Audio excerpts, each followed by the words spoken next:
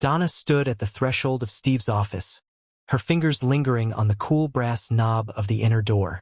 For a fleeting moment, she considered turning away, retreating to Gil, and attempting to persuade him to abandon his sinister plan. But no. She clenched her jaw, anger simmering beneath her surface. She wasn't the first woman Gil had deceived, but she was determined to be the last. Drawing a deep, steadying breath, she squared her shoulders, brushed away a single tear, and summoned a well of strength she hadn't known she possessed. With her head held high, despite the weight of guilt and heartache pressing on her chest, she pushed the door open and stepped inside. Steve glanced up from his desk, his expression shifting from surprise to a polite, if somewhat strained, smile. "Donna," he said, his voice calm but guarded. "This is unexpected. What brings you here? Would you like a cup of coffee?" Donna met his gaze unflinchingly, her eyes steady and resolute. "I slept with Gil last night," she stated bluntly, her voice firm. "At the party. I had too much to drink, and things got out of control." Steve's jaw tightened, his face a mask of shock and disbelief as Donna continued. "His office is wired. He took pictures of us. Today, he tried to blackmail me into sleeping with him and his business associates. He told me he's done this before, to other women." She tossed an envelope onto his desk, the photographs spilling out like a damning confession. Steve's hands trembled slightly as he picked up the photos, examining each one with a mixture of anger and confusion. "I thought we had something special," he said, his voice low and strained. "I thought our marriage meant something to both of us. I guess I was wrong." Donna leaned forward, her expression softening but her resolve unwavering. "No, Steve, we do have something special. That's why I'm here. I made a mistake, and I'm asking for your forgiveness and your help. I need you to understand that I didn't come here to hurt you. I came because I trust you, because I believe our marriage is strong enough to survive this." Steve's heart pounded in his chest, a storm of emotions raging within him. He set the photos down and looked at her, his voice cold and measured. "Donna, I'm not giving you a free pass. I need time to think. I want you out of my office. Now." Donna's eyes flashed with anger, her voice rising as she stood. "Fine, but consider this, Steve. If you divorce me, I get the kids. I get the house. You'll pay child support, and don't be surprised if Gil ends up in our bed. I'm sick of both of you, you're never home, and he thinks I'm his personal plaything. You're no better than he is. You both deserve each other." Steve stared at her, stunned by her venom. "We'll discuss this tonight," he said tersely. "For now, please leave."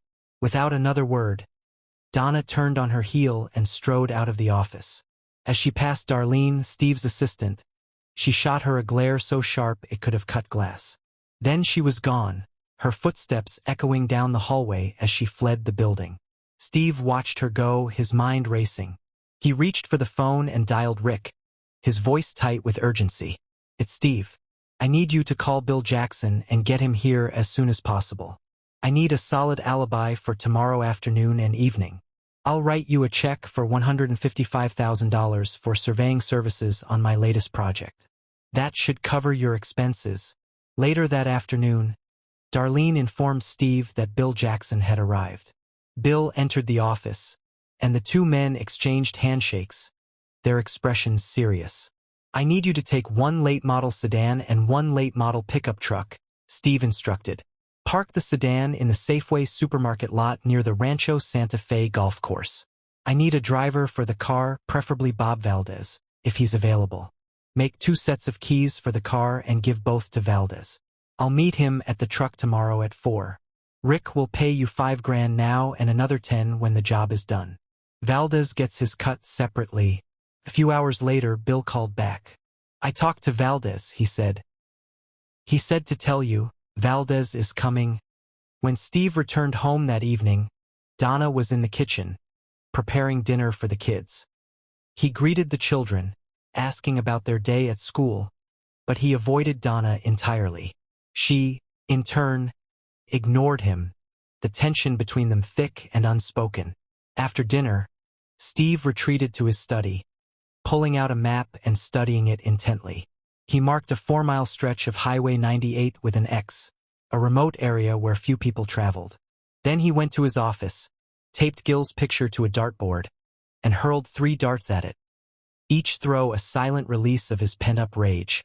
As the evening wore on, Donna went to bed in the guest room. Steve didn't mind her absence. Her presence now filled him with a deep, unsettling nausea. He sat alone, the weight of the day pressing down on him, his mind racing with plans and possibilities. The night stretched on, silent and heavy, as the storm within him continued to brew. The night passed peacefully, and I awoke before the rest of the household, the early morning light barely creeping through the curtains. I dressed quietly and headed to work, the day unfolding into a whirlwind of tasks that kept me occupied until noon. Around midday, I informed Darlene, my ever-efficient assistant, that I had a golf game scheduled with Rick and a few of his business associates. I planned to leave at noon and wouldn't return for the rest of the day. She nodded, accustomed to my occasional absences, and I slipped out of the office without further explanation. By 2 p.m. I was at the golf course, standing at the starting line with Rick, Bill, and another close friend. We played a few holes, the crisp air and rolling greens providing a serene backdrop to the tension simmering beneath the surface. After the 4th hole, I pulled Rick aside and told him I had some urgent business to attend to. He understood without question, his loyalty unwavering. Rick drove me back to the clubhouse in the golf cart, then returned to rejoin the group. I walked out to the parking lot, where Valdez sat waiting in a sleek Ford F-150, its polished exterior gleaming under the afternoon sun. I instructed Valdez to stay put while I loaded my golf clubs into the trunk of my car. Once the clubs were stashed away, I reached into the glove compartment and retrieved a folded map and 2 radios. Returning to the F-150, I spread the map out on the dashboard and explained the plan to Valdez. We were going to intercept a silver E350 Mercedes sedan on Highway 98. I would drive the F-150 and follow the Mercedes, while Valdez was to initiate a minor collision from behind, forcing the Mercedes to pull over. He was to keep the engine running and remain in the vehicle at all costs. After I passed him, he would follow me to the Safeway parking lot, where we would abandon the F-150. From there, he would drive me back to the golf course and disappear. We arrived at the Safeway parking lot, picked up the sedan, and drove to the beginning of a 4-mile stretch on Highway 98. Pulling over to the side of the road, we waited at the top of a slight rise, the vantage point offering a clear view of the approaching traffic. I pulled out a pair of pocket binoculars and scanned the horizon. In the distance, I spotted the silver Mercedes, its sleek frame glinting in the sunlight. I radioed Valdez, instructing him to let the Mercedes pass and then catch up to it. I would follow about 100 yards behind, giving the driver a brief window to exit the vehicle. 5 minutes later, the Mercedes came into view, its engine purring as it sped past us. I gave Valdez the signal and we both accelerated, the F-150's tires gripping the asphalt as we closed the distance. A mile down the road, Valdez crept up behind the Mercedes and nudged it, the collision just forceful enough to prompt the driver to pull over. The Mercedes slowed and came to a stop on the right curb, Valdez positioning himself directly behind it.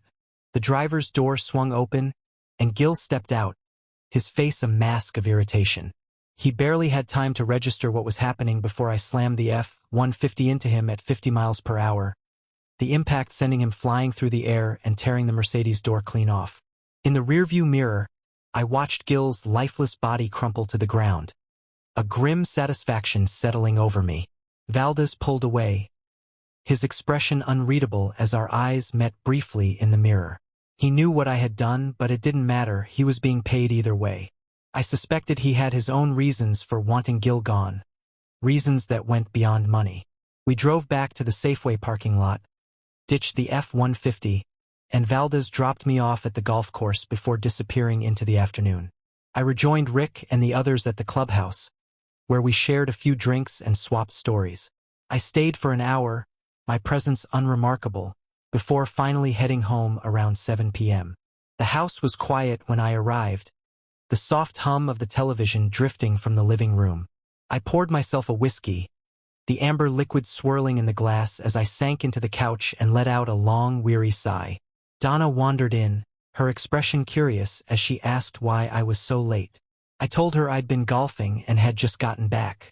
She nodded, seemingly satisfied, and we sat together in silence, the glow of the TV casting flickering shadows across the room. Around 9 p.m., I announced that it had been a long day and I was heading to bed. Donna murmured that she would stay up a little longer, her voice distant. I didn't mind. She had been sleeping in the guest room for weeks now, and her presence no longer stirred any emotion in me. An hour later, Donna burst into my room, her face streaked with tears. She had just heard on the news that Gil had been killed in a car accident. I feigned surprise, offering a somber, "That's too bad. But there's not much you can do when your time comes." She looked at me, her voice trembling as she whispered, "Did you do it?" I met her gaze, my expression unreadable, and lied without hesitation.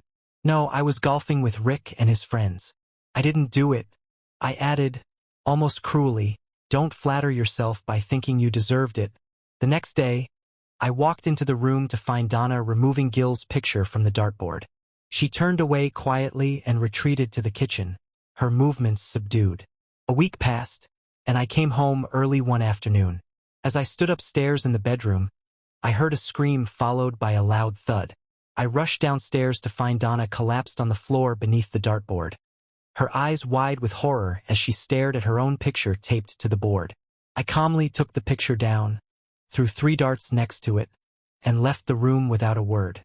She understood then, the unspoken message clear. The game had changed, and she was now a player whether she liked it or not. 10 years later, I woke to the soft glow of the rising sun, its golden rays peeking over the mountains.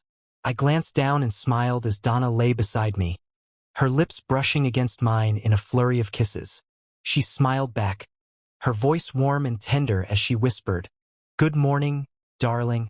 And with that, another ordinary day began, the shadows of the past fading into the quiet rhythm of our lives.